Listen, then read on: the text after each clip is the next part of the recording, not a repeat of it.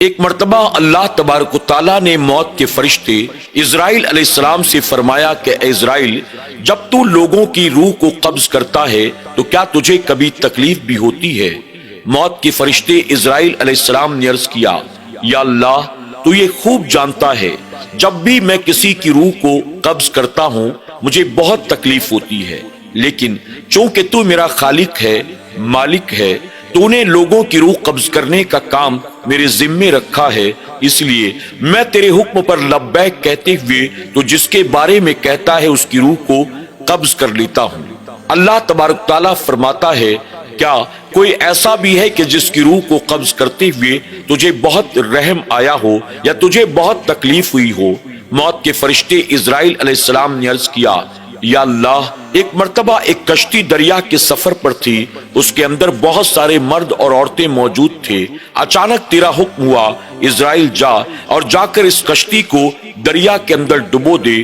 تیرا حکم سنتے ہی میں آگے بڑھا، میں نے اس کشتی کو پاش کر دیا، یعنی ٹکڑے ٹکڑے کر دیے، اس کے اندر موجود تمام مرد عورت دریا کے اندر ڈوبنے لگے۔ تیرا حکم ہوا اسرائیل ایک ایک کر کے سب کی روح کو قبض کر لے۔ اس کشتی کے اندر ایک عورت بھی تھی، اس کا نومولود بچہ بھی تھا، تو نے حکم دیا سب کی روح کو قبض کرنا، لیکن اس عورت اور اس کے بچے کو بچا لینا۔ تیرے حکم پر میں نے دریا میں ڈوبتے ہوئے تمام لوگوں کی روحوں کو قبض کر لیا، اور اس عورت اور اس کے نومولود بچے کو میں نے ایک تختے پر لا کر بٹھا دیا۔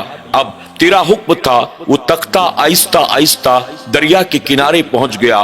جب وہ سمندر کے ساحل کے قریب پہنچے تو نے مجھے حکم دیا، اسرائیل اب جا کر اس عورت کی روح کو قبض کر لے۔ اللہ اکبر! جب تو نے مجھے کہا کہ انہیں بچا لے، میں خوش تھا کہ سب کے سب اگرچہ مارے گئے لیکن یہ نومولود بچہ اور اس کی ماں بچ گئے۔ لیکن جب کنارے پر لگنے کے بعد تیرا حکم ہوا جا کر اس عورت کی روح کو قبض کر لے، تیرا حکم سنتے ہی میرا دل کانپ گیا۔ یہ نومولود بچہ ماں کی موت کے بعد اس کا کیا بنے گا؟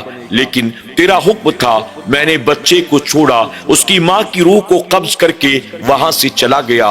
اللہ اکبر! مجھے اس وقت اس بچے پر بہت ترس آیا اور اس ماں کی روح کو قبض کرتے ہوئے مجھے بہت تکلیف ہوئی۔ اللہ تبارک تعالیٰ فرماتا ہے، اسرائیل کیا تو جانتا ہے ماں کے انتقال کے بعد پھر اس بچے کا کیا بنا؟ اسرائیل علیہ السلام عرض کرتے ہیں، اے اللہ تو بہتر جانتا ہے، میں نہیں جانتا۔ اللہ فرماتا ہے، تیرے چلے جانے کے بعد میں نے دریا کی موجوں کو حکم دیا، اس بچے کو یہاں سے بحفاظت اٹھا اور لے جا کر فلاں جزیرے تک پہنچا دے۔ دریا کی موجوں نے اسے اٹھایا ہے، لے جا کر جزیرے پر ڈال دیا۔ وہاں پر چاروں طرف ہریالی تھی، پھل تھے، پھول تھے، درخت تھے، چرند پرند تھے، تتلیاں تھی۔ میں نے سب کو کہا اس بچے کی حفاظت کرنا، اس بچے کو آنچ تک نہیں آنی چاہیے۔ میں نے پرندوں سے کہا، اے پرندوں مختلف نغمے گنگناؤ، اس بچے کا دل بہلاؤ۔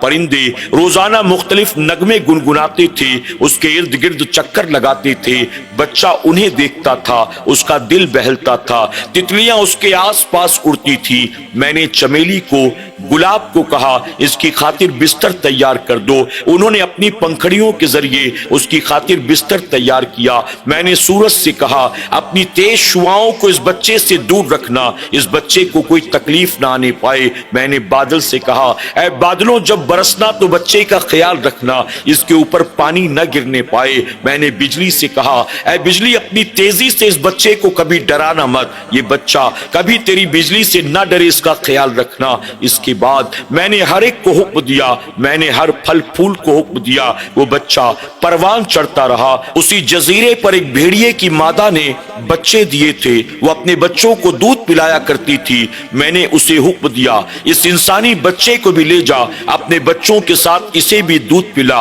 وہ بھیڑیا اس بچے کو بھی دودھ پلاتا رہا، یہاں تک کہ بچے کے جسم کے اندر طاقت پیدا ہو گئی۔ اب وہ بچہ دھیرے دھیرے پروان چڑھنے لگا، اب وہ چلنے پھرنے لگا، اب وہ دوڑنے بھاگنے لگا، وہ بچہ جوان ہو گیا۔ اللہ تبارک تعالیٰ فرماتا ہے، اسرائیل وہ بچہ جس کا کوئی پرسان حال نہیں تھا، خود میں نے اس کی حفاظت کی، اس کے کھانے پینے کا انتظام کیا، اسے پروان چڑھایا، یہاں تک کہ جب وہ بچہ جوان ہو گیا میں نے اسے عزت دی، اس کے جسم کو طاقت دی، میں نے مال و دولت دی، میں نے اسے شہرت دی، اور جب وہ بڑا ہوا تو میں نے اسے حکومت عطا کر دی، اس کو بادشاہ میں نے بنا دیا۔ کیا تو جانتا ہے آج وہ بچہ کہاں ہے؟ موت کے فرشتے اسرائیل علیہ السلام نے عرض کیا مولا تو بہتر جانتا ہے، میں نہیں جانتا۔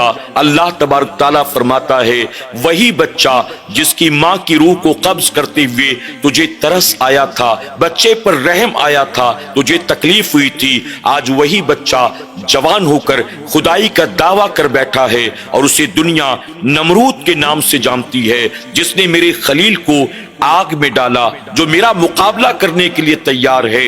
اللہ اکبر۔ اسرائیل علیہ السلام جب یہ سنتے ہیں تو کانپ جاتے ہیں۔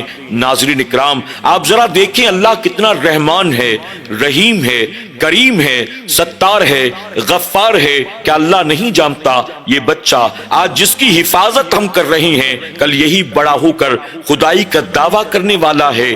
اللہ تبارک تعالیٰ موت کے فرشتے کو حکم دیتا ماں کے ساتھ اس بچے کی روح کو بھی قبض کر لے، لیکن اللہ تبارک تعالیٰ نے ماں کی روح کو قبض کرایا، بچے کو پروان چڑھایا، اور پھر بچہ اپنے طاقت کے بلبوتے، حکومت و تخت و تاج کے بلبوتے اللہ کا باغی، غدار اور خدائی کا دعوے دار بن بیٹھا۔ آج ہماری اور آپ کی پوزیشن بھی یہی ہے۔ ہم جب ماں کی کوکھ سے اس زمین پر آئے تھے اتنے محتاج تھے، اتنے کمزور تھے، اتنے مجبور تھے کہ شرمگاہ چھپانے کے لیے ایک کپڑے کا ٹکڑا بھی نہیں تھا۔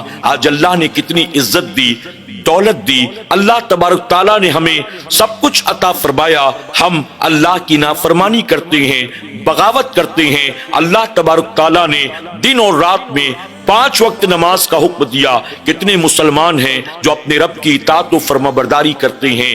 اللہ اس کے باوجود ہمیں کھلاتا بھی ہے، پلاتا بھی ہے۔ ہم نماز نہیں پڑھتے، اللہ ہمیں کتنی نعمتیں عطا کرتا ہے۔ ہم فجر کی نماز قضا کرتے ہیں، اپنے گھر سے نکلتے ہیں کاروبار کے لیے، اللہ برکت عطا فرماتا ہے۔